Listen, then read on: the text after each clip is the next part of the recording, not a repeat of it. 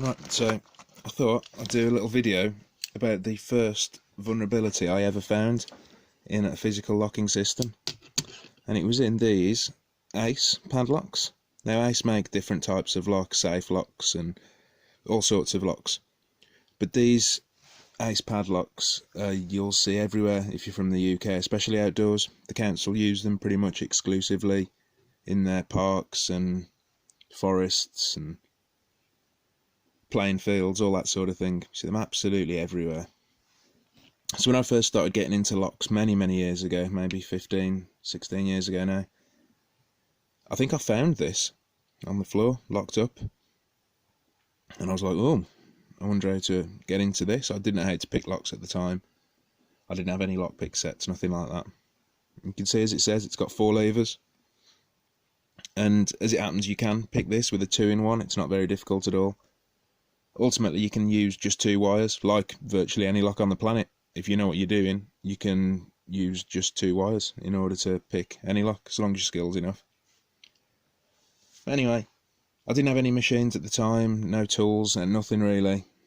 So I thought, well, let's have a look inside of this thing. So I took it outside of my flat with a hammer and a wood chisel, which is all I had. And after many hours of banging, the neighbours must have wondered what the hell I was doing. I managed to finally get this side part off and get access to the internals. So what we can see in here is you can see the 4 levers, but something rather interesting I noticed is that there's no bottoms to the levers. So in most lever locks, the levers will sort of sandwich the gate, so there'll be a top and a bottom to the lever.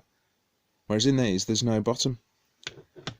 So what I noticed was that you could, you see, when you, let's find my tensioner for this. At the time I was just using a wire to do this, but this is just a shaved down blank that I use to tension these locks now. You can see when the key works, it moves these little, I call them knuckles, these sort of half moons. It moves them up over the brass bolt at the end. And when they all clear up above the bolt, then the key turns and the bolt gets thrown. So I noticed that, well, you could just overlift them. And by overlift, I mean just literally push all the levers as high up as you can get them and then throw the bolt. Now you might say, well, why can't I choose a key blank to do this with? And you can't use a key blank because if I move the tensioner here as if it were the key, come on, focus please.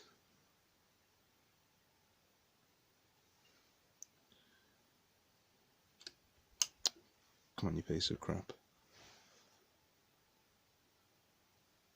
So if I move it as if this were the key, you can see that the key, or a key blank, will only move a certain degree before the top of the lever hits this other metal part. See if this helps.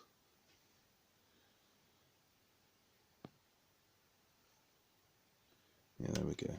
So you can see it's hitting that other metal part, so the blank will never move around to the position where the bolt gets thrown, because unless you got the right cuts on the key, it'll sort of get blocked. So what we have effectively here is like a moving warded lock. So unless you have the right cuts on the key to lift these up just enough so the knuckle clears the bottom bit, but not too much so that it hits the top bit, then only that key will allow it to turn enough till you can throw the bolt. So you basically need to split into 2. You need a tensioner and you need something to overlift the levers. Now I bought this off a website at the time. It was only about £5 I think, and it was sold as an overlifter, and at the time I presumed this is what overlifting was. I mean, I now know that it is lifting everything up as high as it'll go, then applying tension, then letting the wafers or levers or whatever drop back to their correct heights one by one. But at the time I thought this was overlifting, so if I could just demonstrate on the cutaway. You apply tension,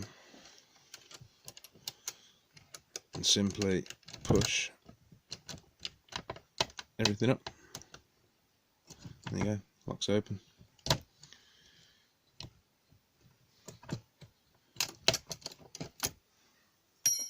And I'll show it working on a non-cutaway, just to show you how far my cutaways have come.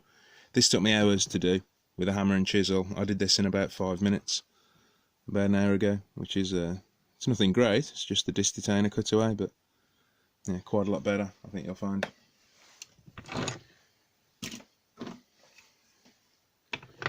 So, this is another ace one. By the way, while I think about it, you get other locks which are sort of generic designs like this. So this is only a 2 lever, it's an old belfry English padlock. But this one has exactly the same vulnerability in that there are no bottoms to the levers, you can just overlift them. You get ace locks with just 2 levers as well, which again are exactly the same. And I think if you see any lock of this generic design, they will have the same problem. But this is another ace 4 lever.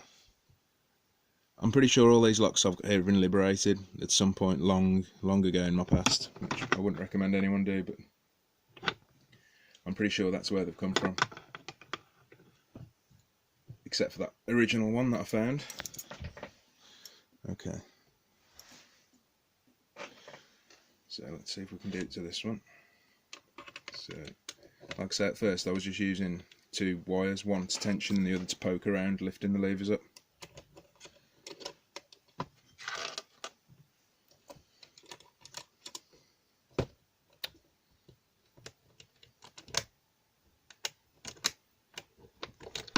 There we go.